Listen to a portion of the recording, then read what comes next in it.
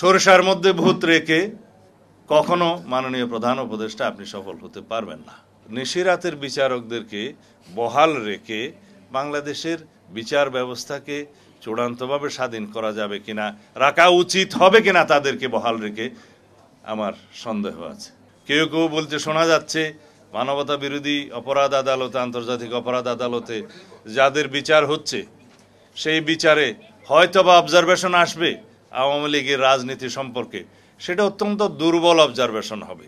তখনও আপনাদেরকে প্রশাসনিক আদেশ দিতে হবে, তখনও আপনাদেরকে আইন প্রণয়ন করতে হবে সেই অবজারভেশনের নিরিখে। কিন্তু এখন যদি আপনারা সোচ্চার হন বিচারের জন্য, বাংলাদেশের মানুষ চায় বাংলাদেশ থেকে আওয়ামী লীগের ফ্যাসিবাদী রাজনীতির একদম নির্মূল হয়ে যাক, সেই ব্যবস্থা আপনারা নিতে পারেন। বিচার বিভাগ সংস্কারের মধ্যে সেই রিপোর্ট আসবে কিনা আমি জানি না, তবে এই সমস্ত নিশিরাতের বিচারকদেরকে বহাল রেখে বাংলাদেশের বিচার ব্যবস্থাকে চূড়ান্তভাবে স্বাধীন করা যাবে কিনা, রাখা উচিত হবে কিনা তাদেরকে বহাল রেখে আমার সন্দেহ আছে। সরিষার মধ্যে ভূত রেখে কখনো মাননীয় প্রধান উপদেষ্টা আপনি সফল হতে পারবেন না। সুতরাং বিচার ব্যবস্থা হোক, প্রশাসন হোক, নির্বাচনী ব্যবস্থা হোক, সর্বত্র ফ্যাসিবাদের দোসরদেরকে আপনাকে ক্লিন করতে হবে, পরিষ্কার করতে হবে এবং একটি গণতান্ত্রিক সংস্কারের মধ্য দিয়ে আমরা যে সাংবিধানিক রাজনৈতিক সরকার প্রতিষ্ঠা করতে চাই, সেই সরকার প্রতিষ্ঠার জন্য সর্বোচ্চ অগ্রাধিকার দেন প্রথমত নির্বাচনমুখী সংস্কারের। নির্বাচনমুখী সংস্কারের জন্য যে সমস্ত সংস্কার স্বল্প মেয়াদে বাস্তবায়ন করা দরকার সেটা চিহ্নিত করুন এবং সকল মহলের সাথে, রাজনৈতিক দলসমূহের সাথে আলোচনা করুন এবং সেটার আইনি সংস্কার করুন। আইনি সংস্কারের পর যদি প্রাতিষ্ঠানিক সংস্কারের দরকার হয় অবশ্যই করবেন, সেই জন্য কত সময় লাগবে আমরা জানি। বর্তমানে নির্বাচন কমিশন ভোটার তালিকা প্রণয়নের কাজ প্রায় সমাপ্ত করে এনেছে, আমাদের কাছে তালিকা আছে।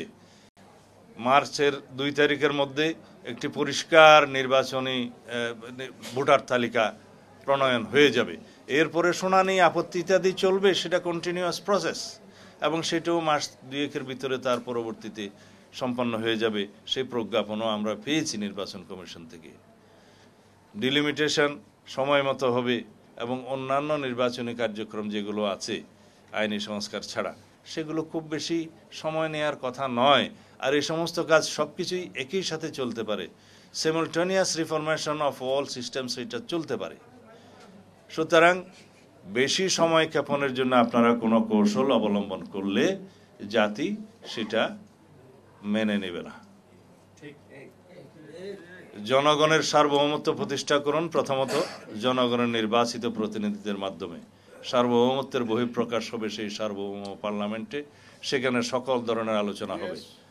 মধ্যমেয়াদী এবং দীর্ঘমেয়াদী সংস্কারের জন্য বিস্তর আলোচনা এবং বিস্তর কমিটি গঠন করার যে প্রতিশ্রুতি আমাদের আছে, সেই প্রতিশ্রুতি আমরা আপনাদের এই ক্ষমতা গ্রহণের বহু আগে দিয়েছি, 2023 সালের 13ই জুলাই। সেটা বিএনপির 31 দফা।